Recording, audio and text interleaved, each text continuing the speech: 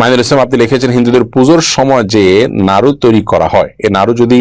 আমার কোনো হিন্দু ভাই আমাকে দেয়, আমি তা খেতে পারবো? আপনি খেতে পারবেন,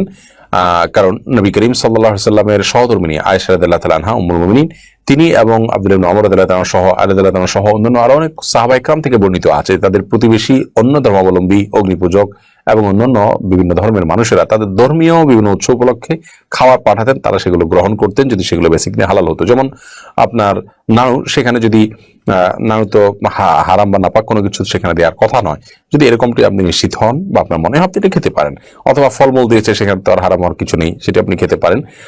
তবে কোনো কিছু যদি প্রতিমার সামনে উপস্থাপন করা হয় এবং মনে করা হয় সেখান থেকে ফেরত যে খাবারটা আসে সেটা প্রসাদ, সেটাতে বিশেষ বরকত কল্যাণ আছে, এই জায়গা থেকে সেটা যদি বন্টন করে বেড়ায়, সেটি আপনি খাবেন না, কারণ এটা আপনি কল্যাণকর মনে করতে পারেন না।